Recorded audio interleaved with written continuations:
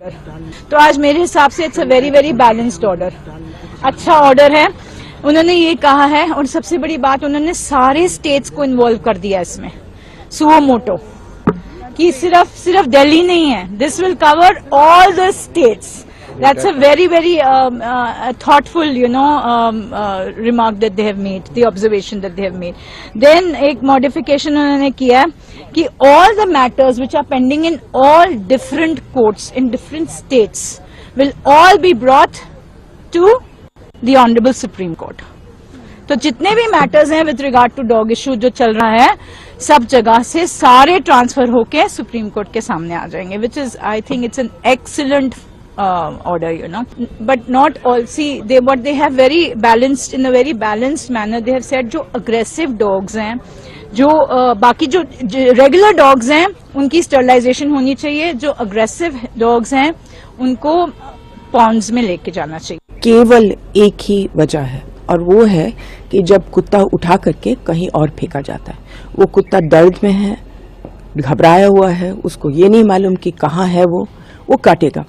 तो अगर ये पूरे केस का जड़ यही है कि लोग शिकायत कर रहे थे कि कुत्ते काट रहे हैं, तो मैं सहमत हूं कि वो काट रहे थे, और मैं ये भी कह रही हूं कि वजह ये है। तो अगर फैसला ये हुआ कि उनको अपनी जगह में वापस डाला जाए एज पर द रूल्स, तो ये तो बहुत ही साइंटिफिक फैसला हुआ है और मैं बहुत खुश हूं इस पर। अच्छा, जहां तक रेबीज के कुत्ते हैं, जाहिर है कि वापस मत डालो। रेबीज एक इतनी खतरनाक बीमारी है, तो उसको वापस अगर डालेंगे तो जाहिर है कि हम लोग सब खतरे में होंगे। तो रेबीज का कुत्ता को तो वापस डालने का सवाल नहीं है।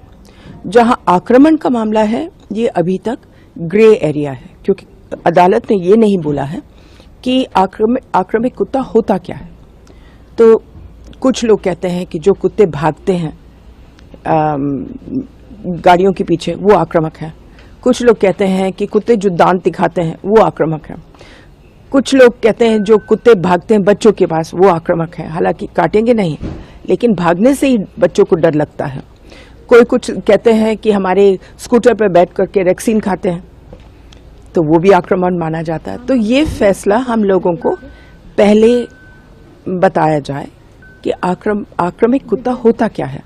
पिछले 3 साल से लोक अभियान के माध्यम से हम आवारा कुत्तों के काटने के खिलाफ आंदोलन चला रहे हैं। हम कोई कुत्ता विरोधी नहीं है, पर इस जजमेंट में बड़ी लैंडमार्क चीजें जो उन्होंने बोली हैं, वो सबसे बड़ी बात तो ये बोली है कि एमसीडी इसी तरीके से कुत्तों को पकड़ने का काम जारी रहेगा, शेल्टर होम बनने का काम भी जारी रहेगा, और जो कुत्ते पकड़े जाएंगे उनमें जिनको रेबीज है या जो काटते हैं या जो आतंकित हैं, उन कुत्तों को किसी भी हालत के अंदर छोड़ा नहीं जाएगा, जो कि पिछले एबीसी रूल्स के अंदर नहीं था। तो एबीसी रूल्स की समीक्षा अब ये बेंच करेगी, और हो सकता है एबीसी रूल्स दोबारा से बने पड़े। उन्होंने ये भी कहा है कि जितने भी ऑल इंडिया के अंदर सब केस हैं वो एक जगह ट्रांसफर किए जाएंगे जी, और ये केस अभी आगे चलेगा। और उन्होंने साफ तौर से कहा है कि कुत्तों को कहीं पर भी, आवारा कुत्तों को कहीं पर भी आप स्ट्रीट्स के ऊपर, पार्क के अंदर, अपार्टमेंट के अंदर, सोसाइटी के अंदर अब खाना नहीं खिला सकेंगे जी। कोई डेजिग्नेटेड प्लेस होगा, वहीं जाकर आप सिर्फ कुत्तों को खाना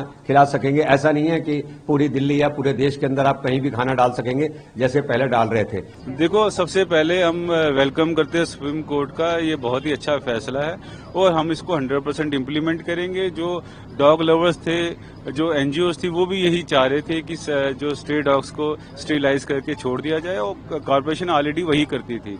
और साथ ही साथ जो फ्यूशियस और एग्रेसिव डॉग्स हैं, जिनकी हैबिट हो चुकी है बाइटिंग की, उनको ट्रीट करना, उनको रखना, ये सभी चाहते हैं कि जनता को परेशानी नहीं होनी चाहिए। स्ट्रे डॉग्स तो हम सबको प्यारे हैं और हम सब डॉग लवर्स लोग हैं, तो बहुत अच्छा फैसला है और हम इसका वेलकम करते हैं। कि डॉग्स को भी पता होगा कि यहाँ पर उसको खाना मिलना है, वो वहीं पर ही आएगा, जगह जगह गंदगी नहीं होगी और डॉग्स की कंसंट्रेशन भी ऐसे नहीं रहेगी, तो बहुत अच्छी बात हो। जो इवन जो डॉग फीडर्स है उनके लिए भी बहुत अच्छा है, क्योंकि वो भी हैरेस होते थे कहाँ जाना है कहाँ नहीं जाना, तो बहुत अच्छी गाइडलाइन है। इसमें जो ह्यूमंस का है वो भी वेलफेयर देखा जाए। एक तो हमको डॉग लवर्स के जो वो टैग दे दिया गया है, actually we are thinking from both the sides. ऐसा नहीं है कि डॉग बाइट कर रहा है बहुत अच्छी बात है, रेबीज फैल रहा है बहुत अच्छी बात है। सबसे पहले जो मैं एक बात कहना चाहती हूँ ये है कि dogs are the most gentle souls on this earth, most innocent and gentle. Aggressive कौन है? अग्रेसिव तो ह्यूमंस है, और डॉग अगर अग्रेसिव हुआ है वो किसी रीजन से हुआ है। तो कभी किसी ने कोई वो रीजन फाइंड आउट करने का कोशिश किया है? बस एक सुओ मोटो निकाल दिया। सो हम लोग यहाँ पर हैं, we want to be the voice of these voiceless souls जो बोल नहीं सकते। अब मैं आपको एक एग्जांपल देती हूँ। डॉग बाइट क्यों करता है? डॉग बाइट करता है, आजकल एक ये नैरेटिव चल रहा है, बुजुर्गों को काटता है, बच्चों को काटता है। पिछले 10 साल में जब से मैं इस कॉज में हूँ, मैंने कोई बुजुर्ग ऐसा नहीं देखा जो 2 बिस्किट लाके इनको खिला देता हो। 99% of them are cruel to them, abuse करते हैं, टांग मार के चले जाएंगे, पत्थर मार के। And what about kids? Kids also do the same thing.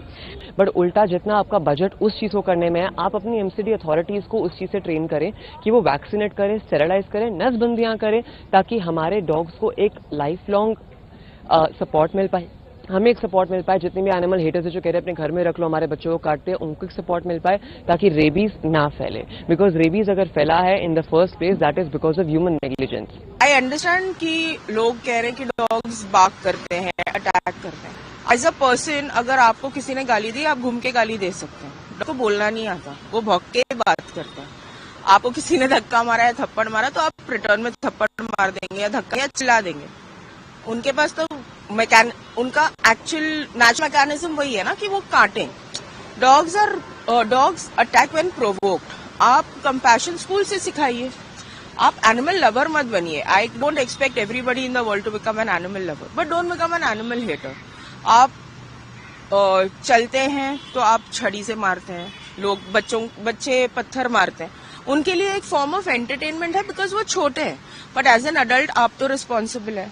आप आपके बच्चों को थोड़ा समझाइए, स्कूल से कंपैशन सिखाइए। Put the garbage in the bin सिखाया जाता है, तो बी कंपैशनेट टुवर्ड्स एनिमल्स क्यों नहीं सिखाया जाता स्कूल में?